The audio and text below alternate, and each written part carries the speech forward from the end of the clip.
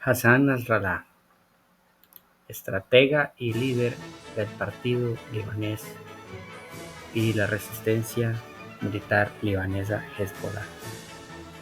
Nasrallah nació en agosto de 1960 en uno de los barrios pobres del este de Beirut, la capital libanesa. Su padre era dueño de una pequeña tienda de comida. Hassan era el mayor de 9 hermanos y tenía 5 años cuando comenzó la Guerra Civil Libanesa, un conflicto devastador que azotó a ese país durante 15 años. La guerra empujó al padre de Hassan Nasrallah a abandonar Beirut y regresar a su natal Basoriet, un pueblo en el sur del Líbano con una población mayoritariamente chiita. Durante su educación primaria y secundaria absorbió las narraciones chiitas evocativas de la discriminación y la desigualdad que sintieron durante los periodos coloniales del Imperio Otomano y de Francia. Ese sentimiento continuó durante el periodo de la independencia, cuando los núcleos cristianos y sunitas se hicieron con el poder. Durante esta época, se acusó a los grupos de milicias cristianas y sunitas de recibir ayuda extranjera para lograr éxitos militares. Pero sobre todo se les tendió una mano. Se fomentó el diálogo para revertir su alineamiento. El discurso de otra figura característica al cristiano, Michael Aoun, puede contribuir a entenderlo. Este periodista se sorprendió allá lejos y hace tiempo, cuando, después de duras contiendas entre sus milicias y las islámicas, se produjo un giro que derivó en un interesante acercamiento que hoy perdura. Así, la población chiita, como se dijo mayoritariamente en el sur del país y en el valle de Bekaa, en el este, junto con núcleos de cristianos maronitas y ortodoxos, fue la primera línea en las guerras con Israel durante los años en los que se estableció el dominio israelí en los territorios palestinos. En ese contexto, Hassan Nasrallah potenció sus raíces y a los 15 años se convirtió en miembro de la organización político-militar chiita libanesa más importante de aquel momento, el movimiento Amal, un influyente grupo fundado por un clérigo iraní llamado Musa al-Sadr. Nasrallah emigró a Nayaf, Irak, cuando tenía 16 años. Irak era entonces un país inestable que había pasado por décadas de revoluciones consecutivas y sangrientos golpes de Estado. Durante este periodo, aunque Hassan al-Bakr todavía estaba oficialmente en el poder, Saddam Hussein, entonces vicepresidente, ya había adquirido una influencia significativa. Solo 2 años después de la llegada de Nasrallah a Nayaf, los líderes del partido Baas Árabe Socialista y especialmente Hussein consideraron que debían tomar medidas para debilitar a los chiitas. Una de sus decisiones fue expulsar a todos los estudiantes chiitas libaneses de los seminarios iraquíes. Fue una de las determinaciones más equívocas de Saddam. Aunque Hassan Nasrallah solo estudió en Nayaf 2 años, tras los cuales tuvo que abandonar Irak, su presencia allí tuvo un profundo impacto en su vida. Conoció a otro clérigo llamado Abbas Mousaoui, 8 años mayor que Nasrallah. Enseguida asumió el papel de maestro y mentor. Tras regresar al Líbano, ambos se unieron a la lucha de la guerra civil. El dato es, siempre en el mientras tanto, la formación, ahí nomás, Nasrallah fue a la ciudad natal de Mousaoui, en el valle de la Bekaa, donde estudió en un seminario. Un año después del regreso de Hassan Nasrallah al Líbano, comenzó la Gran Revolución en Irán, en la que Rouhollah Khomeini, que se había ganado la admiración de clérigos como Abbas Mousaoui y Hassan Nasrallah, tomó el poder. Esa sí fue una señal que el futuro del líder no dejó pasar de largo. La revolución islámica modificó profundamente la relación entre los chiitas de Líbano e Irán y empezó un sendero de confluencia que en la actualidad involucra al conjunto del mundo musulmán, la vida política y la lucha armada de los chiitas libaneses. estuvieron influenciadas por los acontecimientos en Irán. En 1981, Nasrallah se reunió con el entonces líder de la República Islámica en Teherán, quien lo nombró su representante en el Líbano para cuidar de los asuntos de la Hizbah, encargada de la defensa de la moral comunitaria y obtener fondos islámicos. Posteriormente, Nasrallah comenzó a realizar viajes ocasionales a Irán, entablando relaciones con los más altos cargos del gobierno en ese país.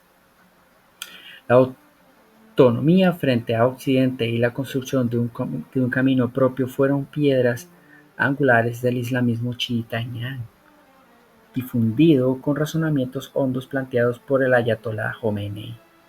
Al mismo tiempo, creció el rechazo a los Estados Unidos en específico y a Israel como su principal aliado en la región. La causa palestina, no siempre evaluada como trascendente por varias naciones árabes, se convirtió en una de las principales prioridades de la política exterior del Irán revolucionario. Durante este periodo, un Líbano ya asediado por la guerra civil se había convertido en base importante para los combatientes palestinos, quienes tenían una fuerte presencia en el sur del país, además de estar asentados en Beirut. La historia tiene sus vueltas y a veces se reconfigura sobre ejes similares. Israel atacó a Líbano en 1981, ocupando rápidamente zonas importantes. Justificó su ataque como una respuesta a la agresión palestina. Poco después de esa incursión, los comandantes militares del Cuerpo de la Guardia Revolucionaria Islámica en Irán, experimentados en guerras convencionales debido al ataque de Irak a Irán, decidieron establecer un grupo de milicias en el Líbano. Eligieron como nombre el apodo con el que eran conocidos en Irán, Hezbollah, el Partido de Dios. En 1985 se anunció oficialmente su creación. Hassan Nasrallah y Abbas Mousavi, junto con algunos de otros miembros del movimiento Amal, se unieron a este grupo recién creado bajo el liderazgo de Zubi al-Tufati. Hezbollah dejó rápidamente su huella en la política regional al llevar a cabo acciones armadas contra las fuerzas estadounidenses en el Líbano. Cuando Nasrallah se unió a Hezbollah, tenía solo 22 años. A mediados de los 80, a medida que su relación con Irán se profundizaba, decidió trasladarse a la ciudad de Qom, en la nación persa, para continuar sus estudios religiosos. Vale recordar que para la lectura chiita del Corán, el corazón y el cerebro funcionan mancomunadamente y que la religión no está despegada de la política. Durante su estancia en un seminario de la ciudad, Nasrallah aprendió farsi y forjó estrechas amistades con las referencias político-militares iraníes. Cuando regresó al Líbano, surgió un desacuerdo importante entre él y Abbas Mousavi. En ese momento, Mousavi apoyaba la creciente influencia siria en el Líbano, del liderazgo de Hafez al-Assad, padre de Bashar al-Assad. Nasrallah planteó que el grupo se orientara de modo independiente y focalizara sus acciones en ataques contra soldados estadounidenses e israelíes. El diseño iraní coincidió con sus prioridades. Enseguida fue designado representante de Hezbollah en Irán. Esta situación lo llevó de regreso a esa nación. Muchos evaluaron que así se distanciaría de su pueblo libanés, pero erraron en la apreciación. Lejos de un debilitamiento del lazo, en 1991 la imbricación se profundizó y Zubi al-Tufati fue destituido del cargo de secretario general de Hezbollah, debido a su oposición al vínculo del grupo con Irán, y en su lugar se nombró Abbas Mousavi. Nasrallah regresó a su país y se convirtió en el segundo al mando.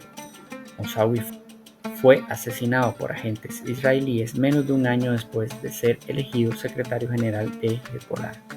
La conducción de la organización quedó en manos de Hassan Nasrallah. Por entonces tenía 32 años y mientras desplegaba su acción política continuaba estudiando. Su formación se inclinó hacia la geoestrategia, absorbiendo conceptos de grandes pensadores político-militares de las distintas épocas. provocó un cambio fundamental en la visión interna del núcleo al incentivar la participación de miembros de Hezbollah en las elecciones libanesas. No pretendía dirigir una corriente armada, sino una instancia política popular con un brazo bélico, fuertemente, mas no determinante. A un año del fin de la guerra civil libanesa, Nasrallah decidió trabajar para que la rama política de Hezbollah se convirtiera en un actor serio en el país, junto con la militar. Como resultado de esa estrategia, el grupo logró ganar 8 escaños en el parlamento libanés, al evaluar que lo cortés no quita lo valiente. Tras el cese de la guerra civil libanesa, Hezbollah conservó sus armas. En ese momento Israel había ocupado el sur del Líbano y Hezbollah, como organización que luchaba contra la fuerza ocupante, seguía armada. En la práctica, estas armas se volvieron legítimas y legales con fuerte sostén en el seno mismo del pueblo. El apoyo financiero de Irán a Hezbollah también permitió a Nasrallah brindar bienestar y servicios sociales a muchos sectores humildes mediante la formación de una gran trama de escuelas, hospitales y asociaciones benéficas. En esta política, que continúa hasta el día de hoy, se convirtió en uno de los aspectos importantes del movimiento político-social de los chiitas en el Líbano. Allí radica, entre otros factores, la popularidad del líder analizado. En el año 2000, Israel anunció que se retiraría del Líbano, poniendo fin a su ocupación de las regiones del sur del país. El grupo Hezbollah celebró este acontecimiento como una gran victoria y su conducción alcanzó un prestigio singular. Era la primera vez que Israel abandonaba unilateralmente el territorio de un país sin un acuerdo de paz, y muchos ciudadanos árabes de la región lo percibieron como un logro significativo. Inmediatamente, muchas potencias occidentales exigieron el desarme del grupo, petición a la que Nasrallah nunca accedió. Posteriormente llegó a un acuerdo para intercambiar prisioneros, tras negociaciones con Israel. Así se obtuvo la liberación de más de 400 detenidos palestinos libaneses y ciudadanos de otros países árabes. En 2008, el gobierno libanés aprobó que se permitiera a Hezbollah conservar sus armas. Desde entonces, Hassan Nasrallah se consolidó como un líder masivo que resistió a todos los embates, movidas duras de los norteamericanos, de los sauditas, de los israelíes y de los británicos. Fueron desarticuladas en tiempos recientes. Ahora, a la edad de 63 años, no solo se le considera un líder político-militar único en el país, sino que su vigor se interna en los más variados espacios del Oriente Medio. Hassan Nasrallah, secretario general de Hezbollah, murió en un bombardeo israelí en la periferia sur de Beirut, la capital de Líbano. Así lo anunciaron las Fuerzas Armadas del Estado de Israel, según las cuales otros comandantes del movimiento chiita libanés, entre ellos Ali Karki, jefe del Frente Sur, también murieron en el ataque. Unas horas antes del ataque, el ejército israelí había declarado que había movilizado 3 batallones de reserva, ya que las tensiones con el Líbano parecían intensificarse aún más. A última hora de la mañana del sábado 28 de septiembre, Hezbollah confirmó la muerte del dirigente. La muerte de Nasrallah supone un duro golpe para Hezbollah y su principal valedor, Irán. Según fuentes israelíes, el líder chií fue abatido por un escuadrón de cazas F-35 equipados con bombas Bunker Buster, capaces de penetrar en refugios subterráneos. Su hija Zainab y otros comandantes de Hezbollah también murieron en el ataque.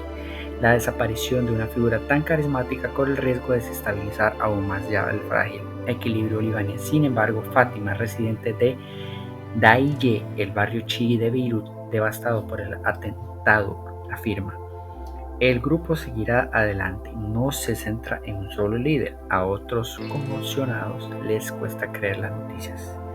Estoy desesperada, no sé qué pensar. Mientras tanto, crece la tensión en todo Oriente Próximo. Hassan Nasrallah será recordado como un líder, estratega y una importante figura en la lucha de los pueblos, en resistencia y la soberanía. Será inmortalizado por haber defendido su país y derrotado a Israel. Nasrallah dejó un legado de defensa contra la opresión del régimen israelí.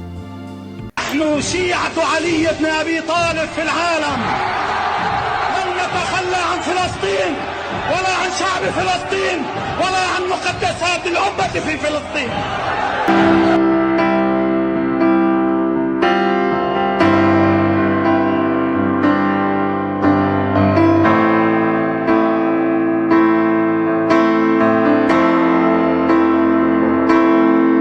Recuerda suscribirte, soldado. Deja tu like y comentario, sígueme en mis redes. Nos vemos, camaradas. Patria o muerte, hasta la victoria siempre.